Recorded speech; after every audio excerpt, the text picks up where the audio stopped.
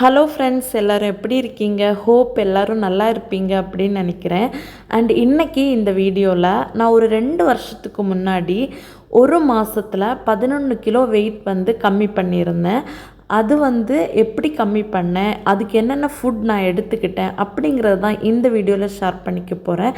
அந்த diet food என்ன அப்படின்னு ஷேர் பண்ணுறதுக்கு முன்னாடி ஒரு டிஸ்க்ளைமர், ப்ளீஸ் பி நோட்டட். 2 வருஷம் முன்னாடி நான் கொஞ்சம் ஓவர் வெயிட்டடாக இருக்கிறப்போ எனக்கு சீக்கிரமாக வெயிட் லாஸ் பண்ணணும்னு ஆசைப்பட்டு நான் ஃபாலோ பண்ணி ஒரு மாதத்தில் 11 கிலோ குறைச்ச டயட் ஃபுட்டை தான் உங்கள் கூட நான் ஷேர் பண்ண போகிறேன். நான் டயட்டிஷியனோ இல்லை இந்த ஹெல்த் ரிலேட்டடான எக்ஸ்பர்ட்டோ கிடையாது. நான் ஃபாலோ பண்ண என்னோடய ஓன் எக்ஸ்பீரியன்ஸை தான் இதில் ஷேர் பண்ணிகிட்ருக்கேன். நீங்கள் ஃபாலோ பண்ணுறதுக்கு முன்னாடி உங்களுக்கு இந்த டயட் உங்கள் பாடிக்கு செட் ஆகாமா, செட் ஆகாதா, நீங்கள் இதை ஃபாலோ பண்ணலாமா, இந்த மாதிரியான கிளாரிஃபிகேஷன் வேணும் அப்படின்னா பக்கத்தில் இருக்கிற டயட்டிஷியன் அண்ட் ஹெல்த் ரிலேட்டடான எக்ஸ்பர்ட்ஸ் கிட்ட போய் அட்வைஸ் கேட்டுட்டு ஃபாலோ பண்ணுறது ரொம்ப நல்லது. இப்போ வாங்க, நான் என்ன ஃபுட் ஃபாலோ பண்ணி 1 மந்தில் 11 kgs குறைச்சேன் அப்படிங்கிறத ஷேர் பண்ணுறேன். நீங்கள் ஃபாலோ பண்ணும்போது நான் சொல்கிற இந்த டயட்டை ஸ்ட்ரிக்டாக ஃபாலோ பண்ணிங்க அப்படின்னா தான் 8லேருந்து 10 கிலோ வரைக்கும் ஒரு மாதத்தில் குறையும். நீங்கள் சீட் டே எடுத்துக்கிட்டீங்க, அப்பப்போ பிடிச்ச ஃபுட்டெல்லாம் சாப்பிட்றீங்க அப்படின்னா அவ்வளோ ஃபாஸ்ட்டாக அவ்வளோ கிலோ குறையிறதுக்கு சான்சஸ் கண்டிப்பாக கிடையாது. ஸோ அதையும் நான் ஃபஸ்ட்டே ரெஜிஸ்டர் பண்ணிக்கிறேன்.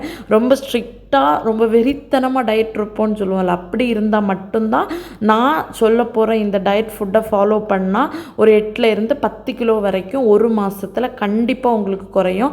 ஆனால் அதே டைமில் நீங்கள் கொஞ்சம் ஓவர் வெயிட்டடாகவும் இருக்கணும்.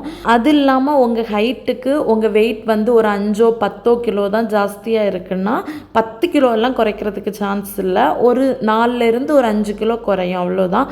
10 கிலோ எல்லாம் குறைக்கிறதுக்கு சான்ஸ் இல்லை. ஆனால் மோஸ்ட்லி என்னோடய கமெண்ட் பாக்ஸில் ஒரு 102 104 107 112 கிலோ நான் இருக்கேன் இப்படி கமெண்ட்ஸ் தான், அந்த மாதிரி கமெண்ட்ஸ் தான் ஜாஸ்தியாக இருந்திருக்கு. ஸோ உங்களுக்கு இது கண்டிப்பாக யூஸ்ஃபுல்லாக இருக்கும். ஆனால் ஸ்ட்ரிக்டாக ஃபாலோ பண்ணுங்க, ஓகேவா?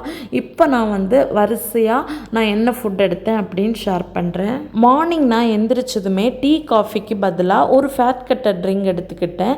அதுக்கு 2 கிளாஸ் தண்ணி எடுத்து அதில் கொஞ்சமாக பட்டை கொஞ்சமாக ஜீரகம் போட்டு அந்த தண்ணி ஒரு டம்ளராக நல்லா கொதித்து வாரது வரைக்கும் கொதிக்க விட்டுட்டு, நல்லா கொதிச்சதுக்கப்புறமா ஸ்டவ் ஆஃப் பண்ணிவிட்டு அந்த தண்ணி குடிக்கிற ஸ்டேஜ் இருக்கும்ல, ஒரு மாதிரி இந்த லூக்வார்ம் கன்சிஸ்டன்சி, இந்த டைமில் நான் அதை எடுத்து குடிச்சிடுவேன்.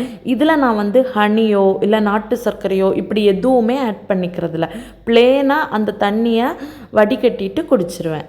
அப்புறமா மார்னிங் 8லேருந்து 8:30 இந்த டைமிங்குள்ளே என்னோடய பிரேக்ஃபாஸ்ட்டாக செவ்வாழைப்பழம் எடுத்துக்கிட்டேன். நான் டைமிங்கை ஏன் இவ்வளோ அழுத்தமாக மென்ஷன் பண்ணுறேன்னா, நான் அந்த டைம் ஃபுட் எடுத்துக்கும்போது டைமிங் எல்லாம் கரெக்டாக ஃபாலோ பண்ணிகிட்டு இருந்தேன். நான் மார்னிங் பிரேக்ஃபாஸ்ட்டை ஒரு 8லேருந்து 8:30க்குள்ளேயே கம்ப்ளீட் பண்ணுவேன். அப்படி முன்ன பின்ன போனால் கூட ஒரு 9 o'clock முன்னாடியே கம்ப்ளீட் பண்ணிடுவேன். ஸோ பிரேக்ஃபாஸ்ட்டை நான் ஒரு செவ்வாழைப்பழம் மட்டும்தான் டெய்லி எடுத்துக்கிட்டேன்.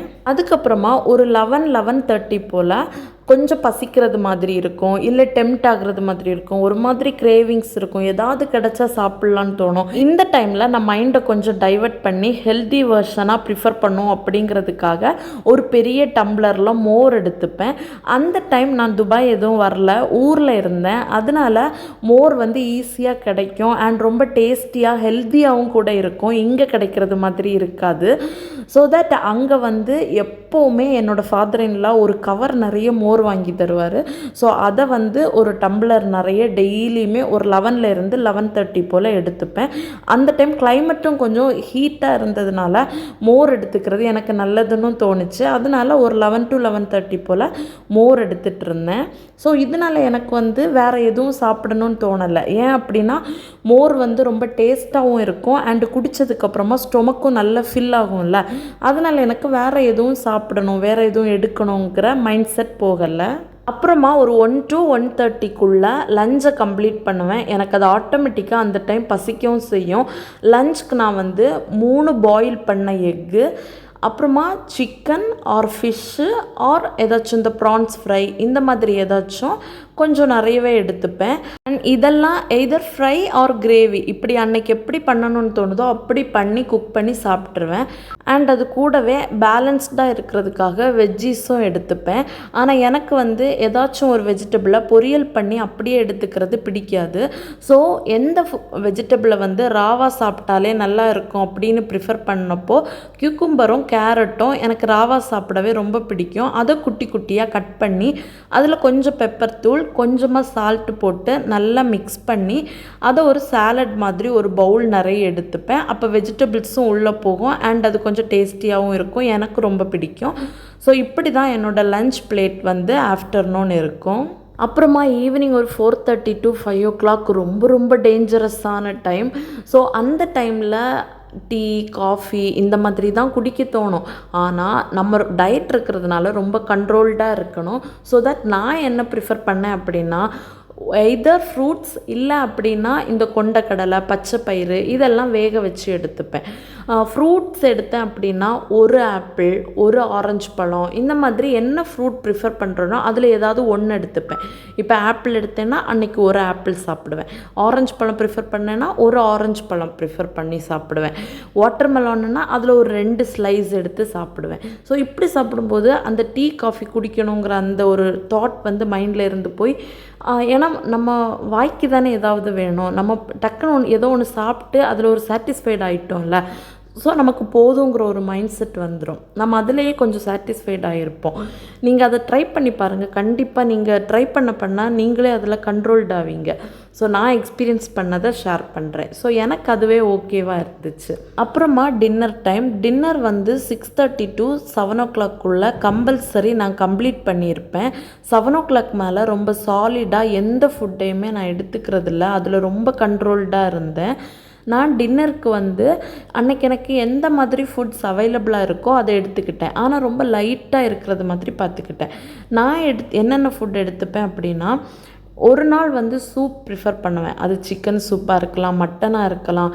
இல்லை அப்படின்னா வெஜிடபிள் சூப்பு கார்ன் எல்லாம் போட்டு கொஞ்சம் டேஸ்டியாக பெப்பர் சால்ட்டு இதெல்லாம் போட்டு சூப்ஸ் எடுத்துப்பேன். இல்லை அப்படின்னா எக் இருக்குல்ல 2 எக் எடுத்து அதில் வெங்காயம் கேப்சிகம் கொஞ்சமாக உப்பு கொஞ்சமாக பெப்பர் இதெல்லாம் போட்டு நல்லா ஸ்க்ராம்பிள் பண்ணி ஒரு பவுல் நிறைய எடுத்து வச்சு சாப்பிட்ருவேன். இல்லை அப்படின்னா அன்றைக்கி வீட்டில் இருக்கிற ஏதாச்சும் ஒரு ஃப்ரூட்ஸில் ஜூஸ் போட்டு நைட்டு டின்னராக எடுத்து முடிச்சிடுவேன். இப்போ வாட்டர் மெலான் ஆரஞ்சு பழம் இந்த மாதிரி வாட்டர் கண்டென்ட் உள்ள ஃப்ரூட்ஸ் இருக்குன்னா அதில் ஜூஸ் மாதிரி போட்டு எந்த சுகரோ ஒன்றுமே ஆட் பண்ண மாட்டேன். ஜஸ்ட் அந்த ஜூஸை மட்டும் எடுத்துகிட்டு அன்னைக்குள்ள டேவை வந்து கம்ப்ளீட் பண்ணிடுவேன். நான் டின்னருக்கு என்னோடய ஃபுட்டை வந்து ப்ரிஃபர் பண்ணுறது எதை டிபெண்ட் பண்ணி இருக்கும்னா நான் ஈவினிங் 4:30 to 5 o'clock ஒரு ஃபுட் எடுத்துப்பேன்ல அந்த ஃபுட்டை டிபெண்ட் பண்ணி தான் இருக்கும்.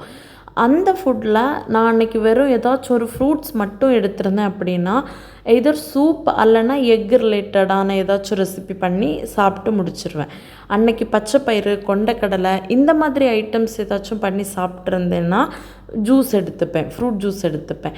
ஏன் அப்படின்னா ஈவினிங்ஸ் அது சாப்பிட்றதே எனக்கு கொஞ்சம் ஹெவியாக தான் இருக்கும்.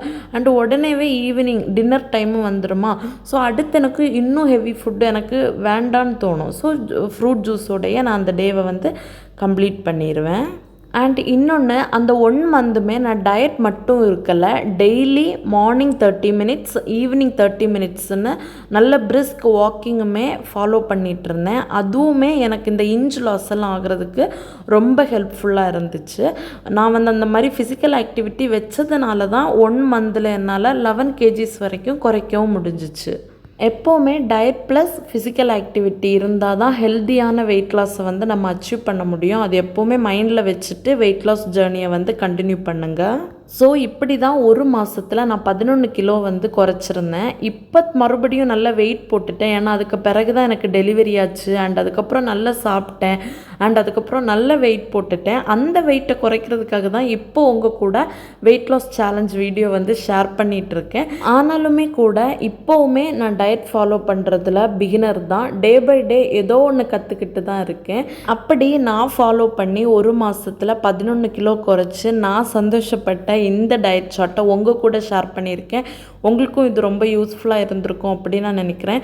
நம்ம டயட் பற்றி, வெயிட் லாஸ் பற்றி, இல்லை நம்ம யூடியூப்பில் அப்லோட் பண்ணுற வீடியோஸ் பற்றி ஏதாச்சும் பர்சனலாக ஷேர் பண்ணணுன்னா என்னோடய இன்ஸ்டா ஐடி யூஸ் பண்ணுங்கள். டிஸ்கிரிப்ஷன் பாக்ஸில் லிங்க் கொடுக்குறேன்.